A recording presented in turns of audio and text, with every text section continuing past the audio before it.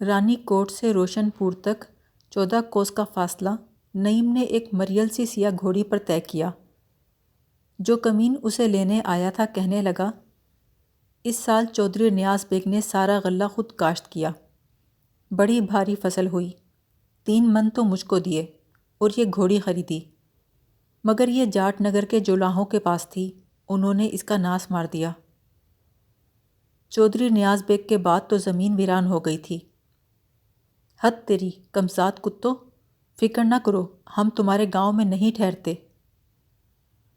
شام پڑ رہی تھی جب روشن پور کے پیڑ دکھائی دیے۔ نیاز بیگ ایک بڑے سے کیکر کے نیچے لیٹا ہوا تھا، ان پر نظر پڑتے ہی اٹھا، باہیں پھیلا کر دوڑتا ہوا آیا اور نعیم سے لپٹ گیا۔ اس نے اپنے بیٹے کو چھاتی پر چوما، پھر چہرہ کھینچ کر قریب لایا، اس کے ماتھے، گال اور کانوں کو چومنے لگا، پھر نعیم سے جدا ہو کر کمین کی طرف متوجہ ہوا۔ اتنی دیر لگا دی، پیدل چلاتا ہوا لایا ہوگا باتونی۔ وہ گھوڑے کی باگ پکڑ کر چلنے لگا۔ میراثی اپنی بے گناہی ثابت کرنے کی کوشش کرنے لگا۔ نیاز بیگ نے نعیم کی کمر میں ٹہوکا دیا، دیکھا کیسے باتیں کر رہا ہے، اب تم آنا فصل پر، تمہیں چونٹی کا فضلہ دوں گا۔ وہ مصنوعی غصے سے اچھل اچھل کر چلنے لگا۔ گھر کے باہر 2 عورتیں کھڑی اونچی آواز میں رو رہی تھیں۔ نیاز بیگ لال پیلا ہو کر بولا، دیکھا میں نہ کہتا تھا اس باتونی میراثی کو مت بھیجو۔ پھر وہ گھوڑی کو چھڑی سے پیٹنے لگا۔ جولاہوں کمینوں نے تجھے کچھ نہیں کھلایا کمینی۔ بوڑھی عورت نعیم سے لپٹ گئی۔ وہ اسے چومتے ہوئے میرا بچہ کہے جا رہی تھی۔ دوسری عورت روتی ہوئی کچھ بڑبڑاتی جا رہی تھی۔ نعیم کو اجنبی پا کر ایک کتا زور سے بھونکنے لگا۔ نیاز بیگ گالیاں دیتا ہوا اس کے پیچھے بھاگا۔ آس پاس کے گھروں کے مرد اور عورتیں لالٹینیں لیے نکل آئے۔ نیاز بیگ نے نعیم کو اندر کھینچا، انہیں چھوڑو، یہ بے وقوف عورتیں ہیں۔ پھر عورتوں سے بولا، تمہارا باپ مر گیا جو رو رہی ہو؟ گلی کے نکڑ سے ایک سکھ لڑکے نے پکار کر پوچھا، چچا تیرا بیٹا آ گیا؟ ہاں ہاں آ گیا۔ اس نے نعیم کو بے کواڑ دروازے سے اندر کھینچا اور بولا، یہ غیر تعلیم یافتہ آوارہ لونڈے ہیں، ان سے دوستی رکھنے کی ضرورت نہیں۔ مویشیوں کے احاطے میں 2 بھینسیں جگالی کر رہی تھیں اور بیل بیٹھے چارہ کھا رہے تھے۔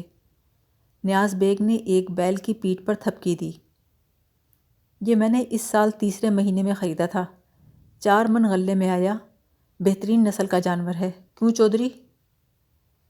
میراثی نے جواب دیا، ہاں چودھری، 20 کوس میں اس کا جواب نہیں۔ جاٹ نگر کے چودھریوں کا بیل مر کے ایک کھیت تیار کرتا ہے، اس ہیرے نے سورج سر پہ آنے سے پہلے 1.5 کھیت تیار کیا تھا میرے سامنے۔ نیاز بیگ نے فخر سے کہا، بالکل سچ۔ پھر عورتوں کو مخاطب کر کے بولا، ہو بند کرو بے وقوف عورتوں، تم نے چاول نہیں نکالے ابھی تک، آؤ چودھری بیٹھو، چاول کھاؤ۔ نعیم کی ماں بھاگ کر اسٹول لائی اور نعیم کو اصرار کر کے اس پر بٹھایا۔ ایک بڑے سے تھال میں ابلے ہوئے چاول نکال کر شکر چھڑکی، اس کے اوپر گرم مکھن انڈیل دیا، پھر تھال کو احتیاط سے اٹھا کر کمرے کے وسط میں لا رکھا۔ نعیم کو زور کی بھوک لگی تھی، ادھر ادھر دیکھے بغیر اس نے آدھا تھال خالی کر دیا۔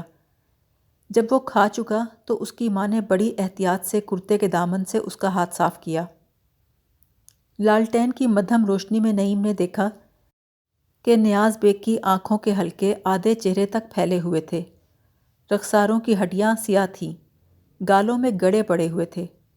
وہ ایک فاقہ زدہ بوڑھے بیل کی طرح کھا رہا تھا اور اس کی آنکھوں میں خوف کا خلا تھا۔ یہ چہرہ کبھی گئے گزرے وقتوں میں خوبصورت رہا ہوگا، پر نعیم یہ دیکھ کر لرز گیا کہ اس کی شکل اپنے باپ سے کتنی ملتی تھی۔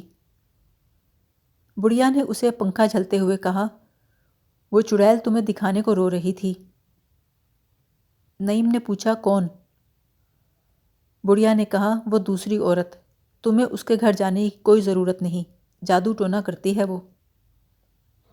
نیاز بیگ کھا چکا تو اس نے انگلیوں سے داڑھی اور سر کے بال چکنے کیے۔ نعیم نے پوچھا، آپ کب آئے؟